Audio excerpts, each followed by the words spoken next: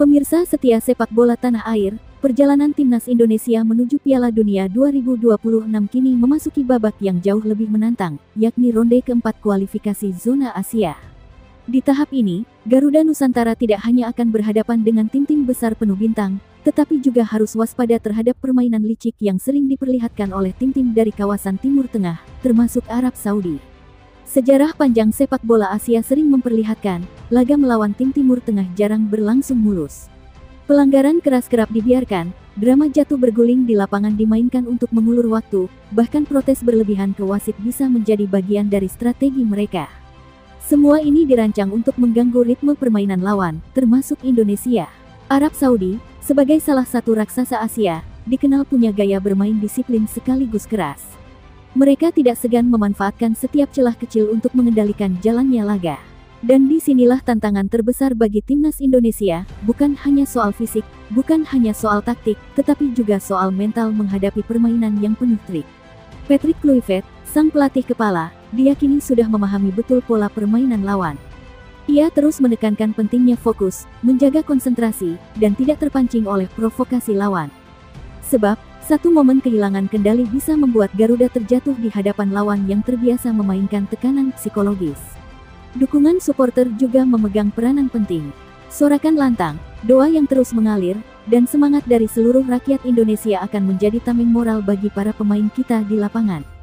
Ketika lawan mencoba mempermainkan waktu, Garuda harus menjawab dengan determinasi. Ketika lawan mencoba menjatuhkan mental, Garuda harus melawan dengan keberanian. Dan ketika trik kotor dimainkan, Garuda harus menunjukkan kelas sejati sepak bola Indonesia. Siapa yang bisa lupa, bagaimana beberapa tim Timur Tengah sering mempermainkan tempo dengan cara mengulur waktu ketika unggul. Bagaimana provokasi dilakukan demi membuat pemain lawan kehilangan fokus. Bahkan tekanan ke wasit dilakukan berulang-ulang agar keputusan lapangan condong kepada mereka. Inilah realita yang harus siap dihadapi Garuda Nusantara. Patrick Kluivert sadar betul, kunci untuk mengatasi permainan seperti ini adalah kedewasaan dan disiplin. Ia tidak ingin para pemain terjebak dalam emosi sesaat. Sebab, sekali saja Indonesia terpancing, permainan akan runtuh. Maka latihan bukan hanya soal fisik dan strategi, tetapi juga latihan mental, bagaimana tetap tenang ketika diprovokasi, bagaimana tetap fokus ketika waktu dimainkan lawan, dan bagaimana menjaga semangat saat segala keputusan terasa tidak adil. Timnas Indonesia datang dengan sesuatu yang berbeda. Energi muda, kualitas pemain yang kini banyak berkiprah di luar negeri, serta motivasi untuk menulis sejarah baru. Dukungan dari jutaan rakyat Indonesia pun menjadi bahan bakar utama.